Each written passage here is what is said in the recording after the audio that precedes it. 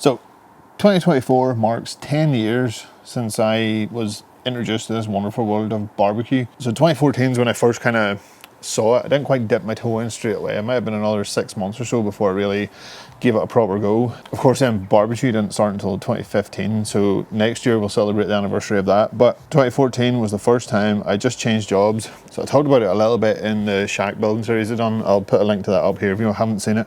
But I started a new job in 2014. They had a barbecue department, and I remember walking in, looking at them and thinking, who buys these things? Why are they so expensive? Who in the right mind would ever own one? But it didn't take long for me to change my mind. Once I saw what they could actually do, became very interested in it. So now I'm looking back over the 10 years and thinking, I've probably made a lot of mistakes over the time learning how to barbecue, which most people do. I've always been kind of like a nostalgic person. I always kind of thought, like, I wonder if I could go back and talk to myself as a teenager, what I would say, or like what advice would I give them. So whenever I was planning this video, I kind of sat down and thought, right, if I was to go back to 2014, I walk into that barbecue department for the first time and I can meet myself, what tips or advice would I give myself when starting out? Because over 10 years you do gather up quite a lot of experience. There's plenty of others out there that have a lot more, but I thought it might be a kind of clever little video concept. So this is my Dear James letter for 2014. Okay, the first one is follow less barbecue accounts and follow more food/chef accounts. Now, before you run away and hit the unfollow button, obviously barbecue accounts are great at teaching you how to cook on a barbecue, how to set up barbecues, etc. Like I found over the last few years, I've got more knowledge cooking wise. Now that I know how to run a barbecue, now it's all down to knowing how to cook. So I get more knowledge from chefs and following like restaurant accounts and things like that, just to see how things are done in a proper kitchen. Obviously I'm not running, this is a home cooks thing I'm doing, so nothing necessarily has to follow across, but it's good to see how those guys think about their food, and then you can kind of get little bits and pieces that you bring into your cooking. You're also then more likely to get struck by a little bit of inspiration on something that isn't necessarily done on a barbecue, but you can bring it across and try it. And experimentation like that is how gems are found. So follow less barbecue accounts, keep this one. Broaden your horizons for different like chef and food accounts, and then soak up all the knowledge they have and then apply it to your barbecue as you're learning. Okay, next up is to cook the food you want to cook. At the very beginning, there were very strong opinions out there of what proper barbecue is and what proper barbecue isn't. And I remember myself getting swept up in it. Whenever I first got my WSM smoker, I didn't want to cook anything unless it was low and slow and smoked. And over the years, I kind of realized that I don't actually like that style of barbecue. Now, that might offend some of you and you might say it's not proper barbecue, but I don't care. I like cooking on a barbecue. If it's not proper barbecue, it doesn't matter.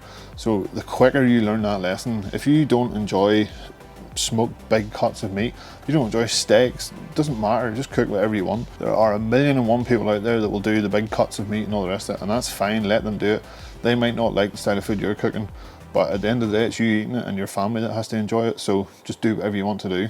Okay, number 3 kind of links into number 1, and that is, before I started barbecue, I wasn't really into cooking at all. I could cook a few bits and pieces, but by no means was I a chef, or by no means was I a good home cook. So I was kind of learning how to cook at the same time as I was learning how to barbecue. And that can be a little bit frustrating. It's kind of like learning how to walk and run at the same time. So if I was to go back to 2014 and give myself advice, it would be spend a few months getting the basics of cooking down, learn to cook in the house, and then transfer those skills out to the barbecue. There are certain things that are harder to do on a grill than they are to do in the house. So you might as well learn how to do them in the house, and then it might make it a little bit less daunting once you come to do it on the barbecue. I'm sure there are plenty of things over the years that I've tried on the barbecue for the first time ever, messed them up and just never went back to it again, which is a shame because it probably would have worked out fine if I knew how to do it in the first place and then just tried it on the barbecue. So learn how to cook, then learn how to barbecue. Okay, number 4 is not necessarily applicable to everybody, but it's probably a good life lesson to learn if you live your life on the internet these days, and that is to become friendly with the block button. Now, as we learn how to barbecue, we inevitably want to post photos out there, maybe ask for a little bit of feedback if something didn't quite work. We put a photo up and we ask what went wrong, and when you put your stuff out there, you will inevitably run into a troll who doesn't have anything good to say, doesn't have anything constructive to say. They're just there to try and make your day worse. Now, usually a quick tap under their account will prove that they don't cook anything, they never post anything themselves, so they're clearly there just to make your day a lot worse. So My best advice is just to hit the block button and block them from all your channels and never let them look at your stuff again. The worst thing you can do is to let it get to you and then not post your stuff, because the best way to learn is from other people who have made the same mistakes you have and have the best advice how to get over them. So if a cook hasn't quite gone the way you wanted it to, be honest about it, post up and say what went wrong with it, and has anybody got any advice. You'll get 100 good answers. There's plenty of good people out there that are willing to help, but you will inevitably get a few that say you just can't cook, and those are the ones you don't want to deal with anymore. So block them, move on with your life. People are assholes. Okay, I feel it would be disingenuous of me to finish this video if I didn't mention some kind of gear. So if I go back to 2014 James, who wondered why anybody would own one of those barbecues. About a year and a half later, that 2014 James, well, it would have been 2015, 2016 James, had about, I think it was about 9 or 10 barbecues at its peak, which is ridiculous. Now, it happens with any hobby you have. Everybody has gear lust, and they start it and they get one nice shiny new one, they're like, oh, I want another one, and they buy more and more. Now, luckily, over time, I have wised up a little bit and I've got rid of the majority of them. I have one thing, I don't use that one, so I can get rid of it. 2, 3, 4, I have 5 now. And realistically, I could probably get away with 2, maybe 3 of those. They're just all slightly different. But the advice is, get one good barbecue and learn how to cook on it. I'm not going to tell you what that barbecue is. Do whatever you want. It can be a cheap one, can be an expensive one, can be a black one, red one, doesn't matter. Just get a barbecue and learn how to do everything on it. The amount of money I spent on those extra grills could have easily gone towards a load of meat to cook different stuff that I didn't usually cook. So if there's big expensive cuts that you don't normally do, just don't buy the other barbecue and buy the meat. You're going to learn a lot more from cooking that meat on the barbecue you have than buying the extra grill, which 9 times out of 10 they all sit there and don't do anything. You generally only cook on 1 or 2 barbecues at a time. Same goes for all the gadgets and gizmos that you buy as well, all the accessories that go with them. Get a couple of thermometers, one leave-in, one instant read.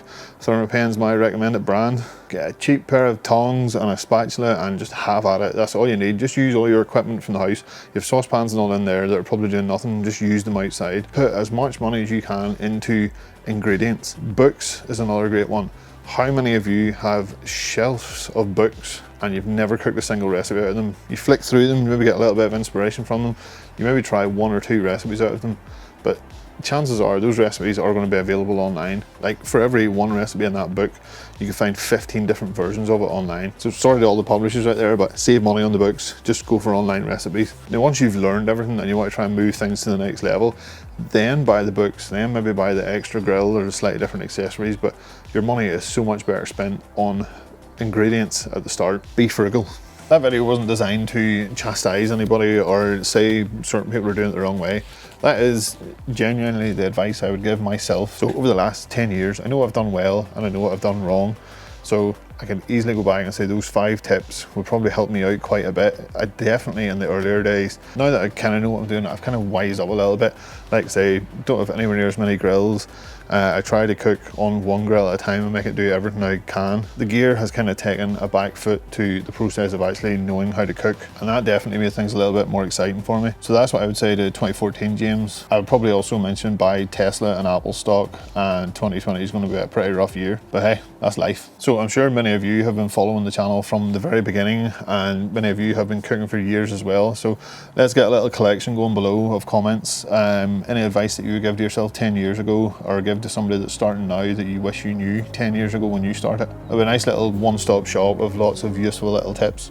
So if you like this video, please give it a thumbs up. If you haven't already, subscribe to the channel. I'll see you guys in the next video. Oh, and there we fell.